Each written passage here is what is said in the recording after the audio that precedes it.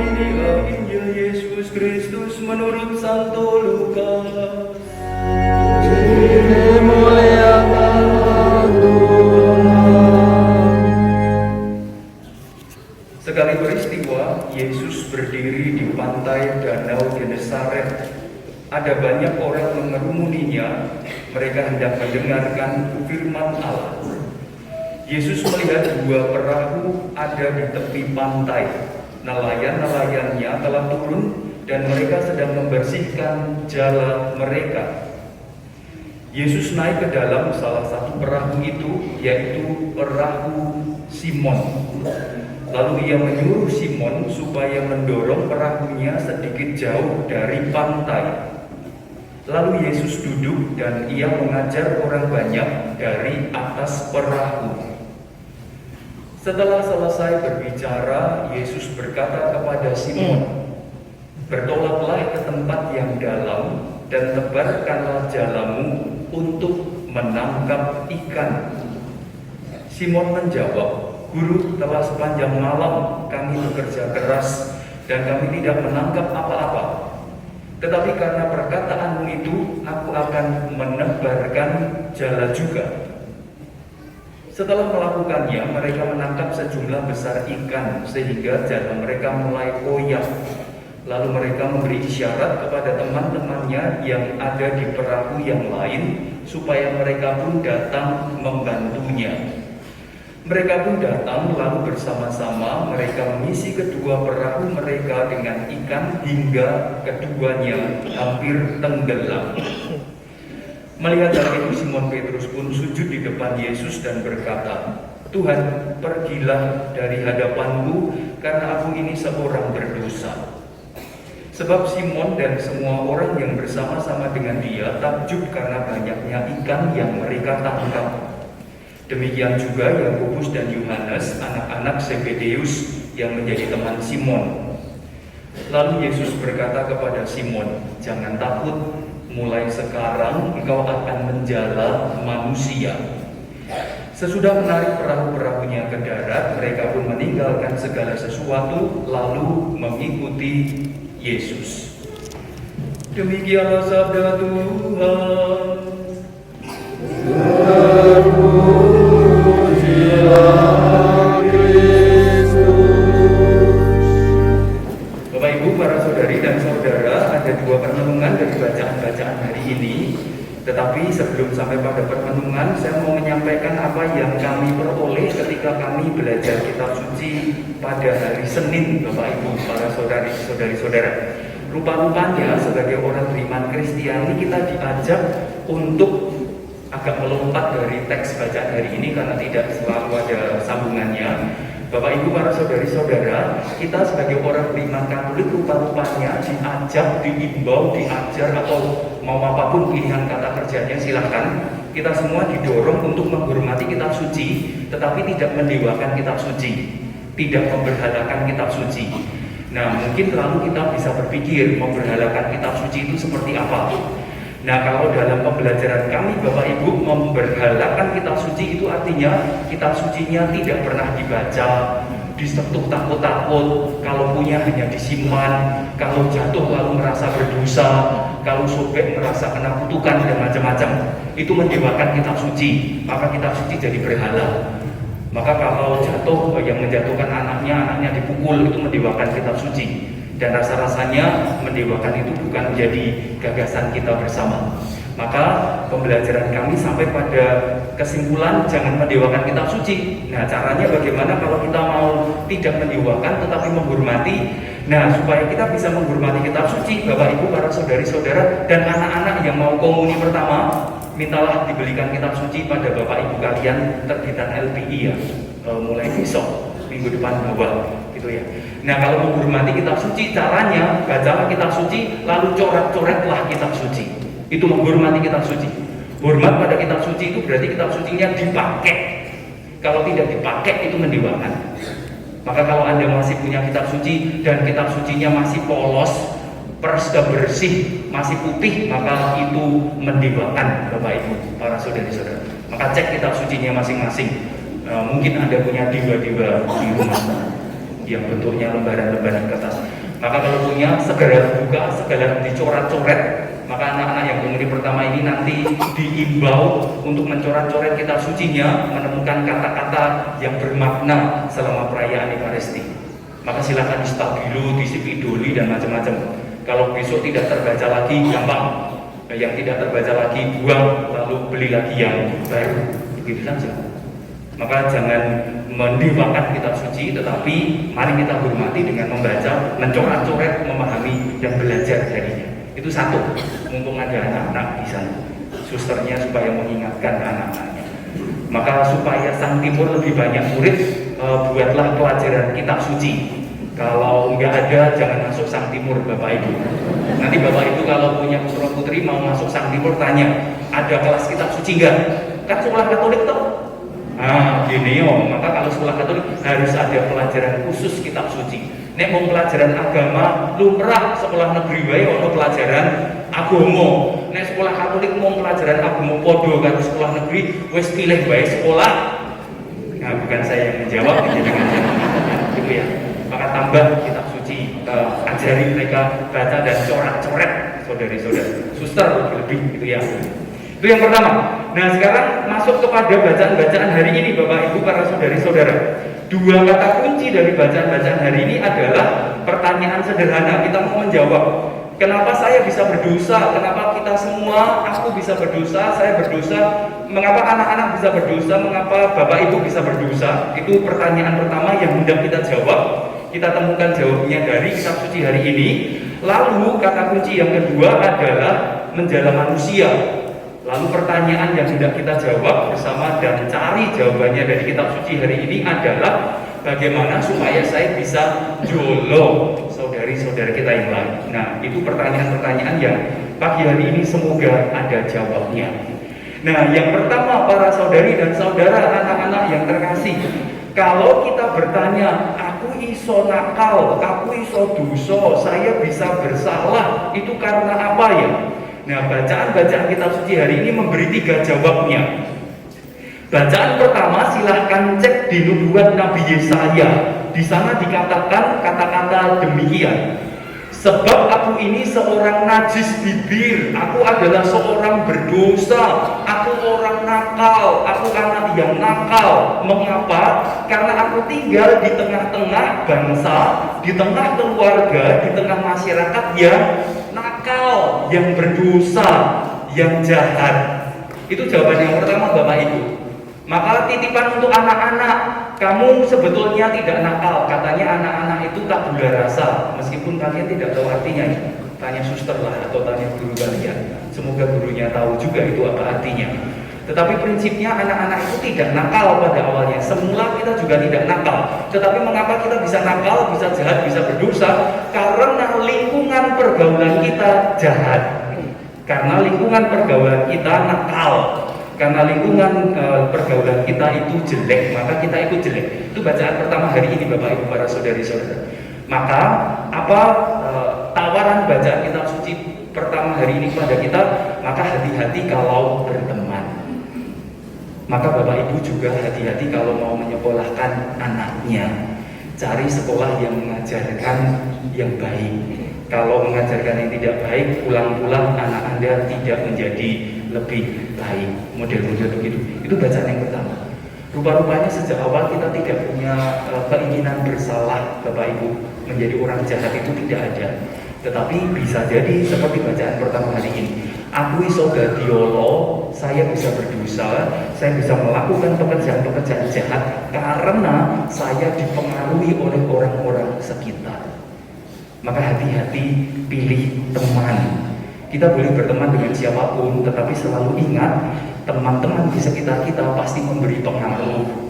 Jangan terlalu sombong dengan mengatakan, "Wih, aku ngerti kae kelompoknya elek ning, aku wis diwasa, aku iso milah-milah." Bohong, Bapak Ibu, milah-milah itu ya sehari 2 hari. Setelah itu ya pasti akan katut juga. Maka bacaan pertama hari ini, ngopo kok awake dhewe iso elek, ya kumpule karo wong elek. Maka kalau kita punya kumpulan yang kurang baik, imbangilah kumpulan yang baik-baik. Maka salah satu kumpulan yang baik-baik itu saben dino Senin ono kursus kitab suci. Itu kumpulan baik, Bapak Ibu. kumpulono Bapak Ibu, itu saja. Misa itu juga perkumpulan yang baik. Maka rawuhlah di perayaan Ekaristi. Perayaan Ekaristi itu tidak pernah ngerasani Bapak Ibu, nggak ada. Ya mungkin ada sih sesekali, tapi gagasannya enggak. Maka kumpulono Bapak Ibu yang baik. Jadi jangan hanya kumpuli yang tidak baik, tetapi kumpuli yang baik. Itu yang pertama. Kita bisa jahat, kita bisa berdosa, kita bisa melakukan yang salah kalau lingkungan kita mengajarkan yang keliru, yang salah juga. Tapi sebaliknya juga bisa sama. Saya akan jadi baik, saya akan menjadi orang yang luhur, berbudi dan macam-macam kalau saya sepermainan dengan mereka yang berbudi, yang baik dan macam-macam. Itu yang pertama.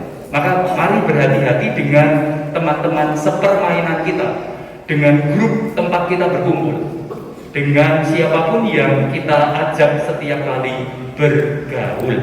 Itu yang pertama. Jangan selalu merasa percaya diri, aku apik kok, kanca-kancaku elek, aku tetap apik. Rasa-rasanya panjenengan kita semua sanes Gusti Yesus Bapak Ibu tidak sekuat itu deh agaknya.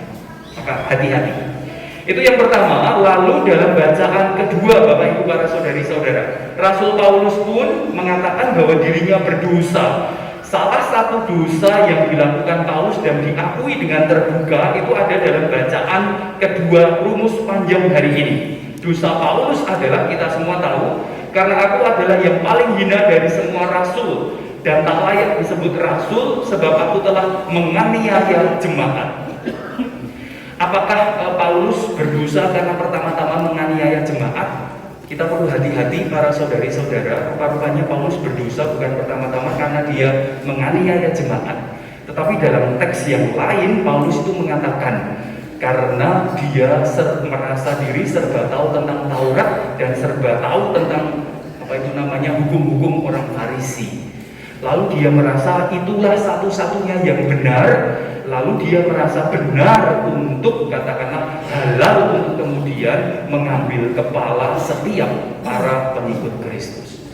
Maka mengapa kadang-kala kita menjadi orang salah? Menurut bacaan kedua, menurut Paulus, mengapa kita berdosa? Menurut Paulus, kalau dari konteks bacaan kedua, bacaan surat Rasul Paulus kepada umat di Korintus tadi mengatakan pada kita bisa salah kalau kita belajar membaca, menerima informasi yang tidak seimbang. Itu gagasan dari bacaan kedua. Bapak Ibu para saudari-saudara, saya yakin kita semua mungkin orang pembelajar. Tetapi bacaan kedua mengingatkan Paulus kurang apa sih belajarnya. Ketika bertobat dia mengatakan, Taurat aku melotok kok, aku katam kok Taurat. Ajaran Farisi aku melotok kok, aku ngerti. Paulus mengatakan demikian. Tetapi ketika Paulus menjadi pengikut Kristus, apa yang dia katakan? Segala sesuatu yang ku ketahui sebelum ini semuanya adalah sampah karena Tuhan Yesus. Maka Bapak Ibu para saudari-saudara, Paulus pun mengakui yang ku pelajari rupa-rupanya tidak sempurna, ada kurangnya. Maka para saudari-saudara, bacaan yang kedua mengatakan, mengapa saya bisa salah, mengapa aku bisa keliru, mengapa kita bisa berbuat yang tidak baik. Rasa-rasanya bacaan kedua memberi jawaban yang kedua. Jawabannya adalah karena kita belajar kurang seimbang, atau informasi yang kita terima tidak penuh, tidak sempurna. Maka tahun lalu Paus Fransiskus itu menulis di surat Gembala Hari Komunikasi Sedunia yang dituliskan, Bapak Ibu para saudari-saudara, kalau dari antara kita masih ada yang lupa, maka Paus Fransiskus itu mengingatkan, hati-hati, selalu cross checklah informasi yang Anda lihat, yang Anda dengar, yang Anda terima. Kalau Anda menerima WA, jangan langsung percaya, jangan. Cek dulu tingkat kebenarannya. Cek dulu. Kalau Anda menerima WA bahkan dari pastor sekalipun, dari bruder, suster, dari frater, sekalipun WA itu dari pengurus lingkungan yang paling Anda dewakan sekalipun, tolong cross check terlebih dahulu. Itu bacaan kedua mengatakan hal itu kepada kita semua. Kalau kita langsung percaya dan merasa informasi itu paling benar, pernyataan itu paling benar, kita bisa jatuh pada dosa dan kesalahan. Bapak Ibu, Paulus tidak kurang belajar, tapi dia mengakui yang dia pelajari rupa-rupanya hanya satu sisi.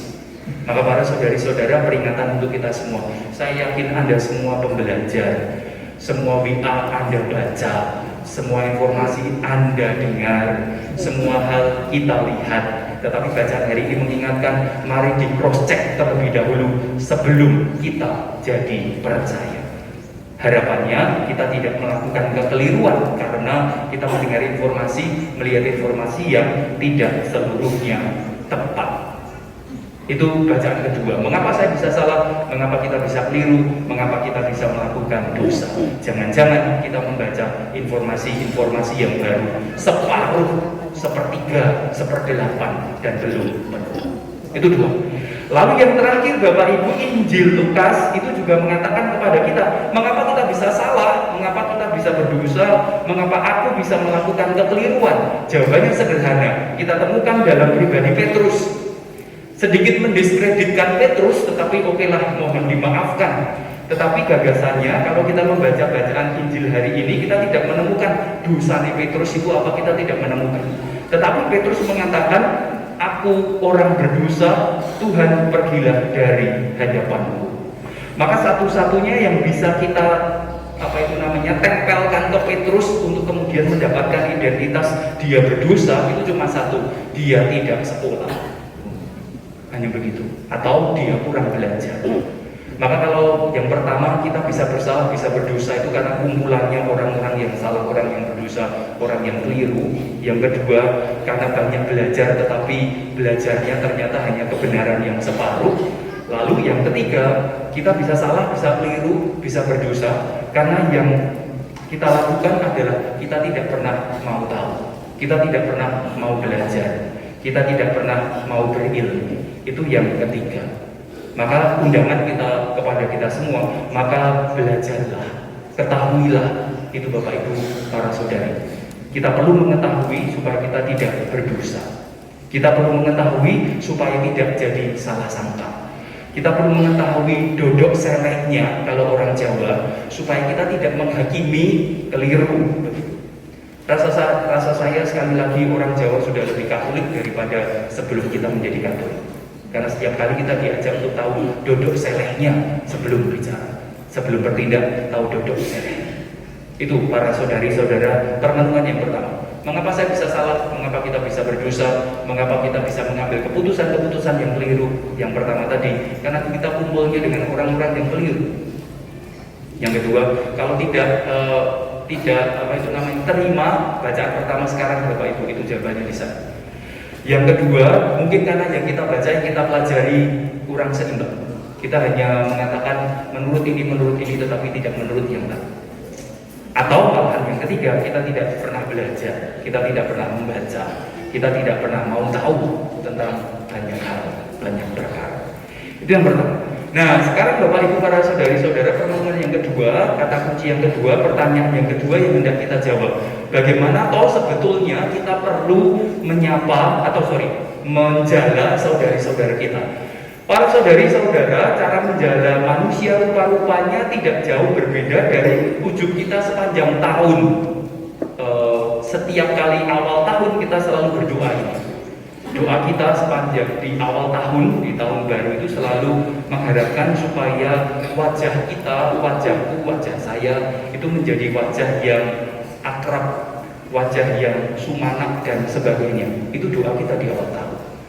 Maka dalam beberapa kali kesempatan pertemuan di lingkungan Bapak Ibu, ada kesaksian yang mengatakan Romo umat kita itu kalau ketemu di sopo aruh melengos, kalau di karaoke malah reko-reko nginggati dan macam-macam. Bapak Ibu para saudari-saudara, menjala manusia itu rupa-rupanya tidak perlu beli jala kok, dan itu Anda semua sudah tahu. Tetapi gagasan menjala manusia itu dengan wajah yang sumanak itu saja, mulut yang bisa menyapa begitu saja.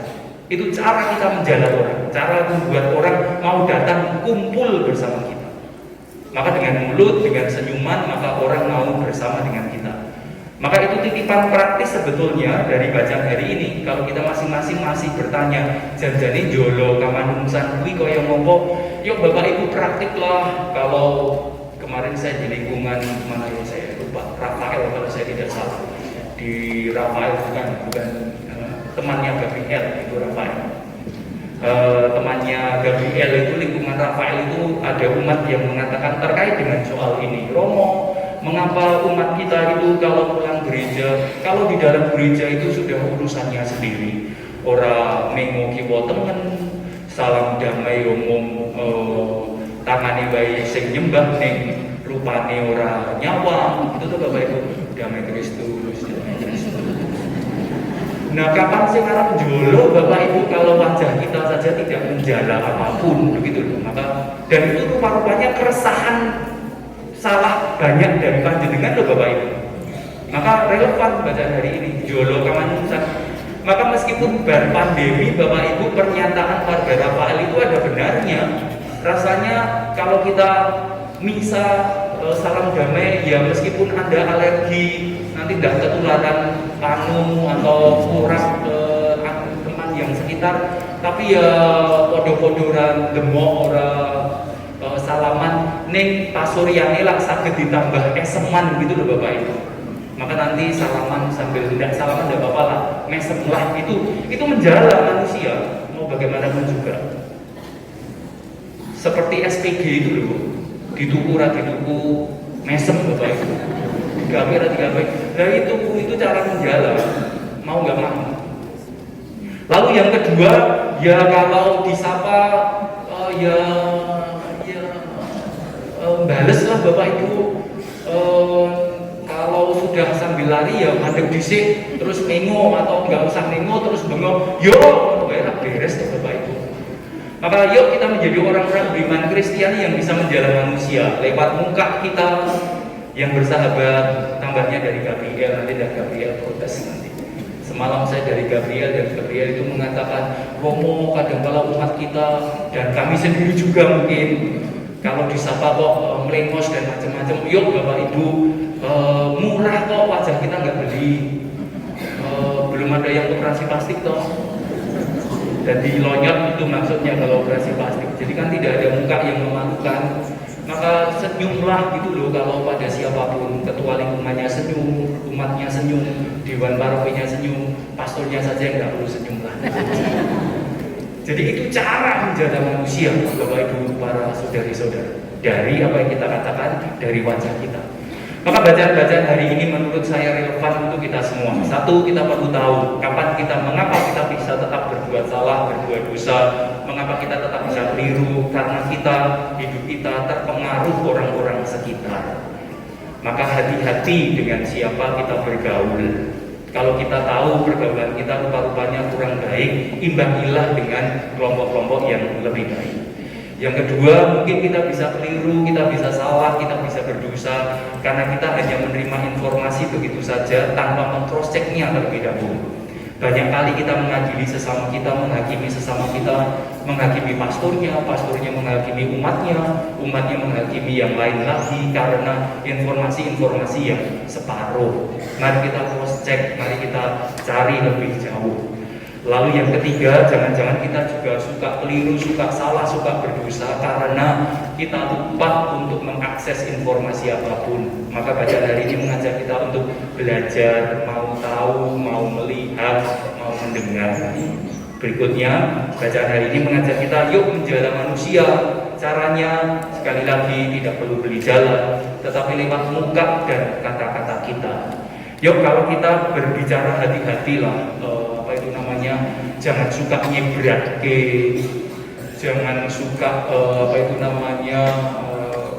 mencak-mencak, mengata-ngatai, bicara dengan suara kasar dan macam-macam. Injil mengatakan jelas, sapalah dengan baik, sapalah empat mata, hati ke hati, itu injili banget. Kalau antara saya dan panjenengan nanti saling keras dan macam-macam, rasanya kita nggak injili deh Bapak Ibu, para saudari dan saudara. Maka semoga kedepannya tidak ada lagi kata-kata yang tidak mengenakan. Sekali lagi, yuk sinau karo wong Jawa Bapak Ibu. Orang Jawa itu jelas mengatakan kepada kita semua, ayo saben anggone atur pangandikan, saus pangandikane niku sing bombong, jangan yang nyeklekke ati dan semangat. Itu orang Jawa katakan kok. Maka kita yang mungkin lebih banyak tidak Jawanya ini, mari belajar pada orang-orang yang masih merasa Jawa. Mari kita bicara yang bohong, itu menjalan jauh lebih baik daripada akhirnya orang merasa ceklek dan dikecewakan. Semoga hari ini kita menjadi orang yang tahu bagaimana dan apa yang harus kita lakukan supaya kita tidak bersalah, berdosa, dan keliru. Dan semoga kita semakin dengan muka kata dan bahasa tubuh kita bisa menjadi semakin banyak orang. Nama Tuhan dimuliakan kini dan sepanjang segala masa.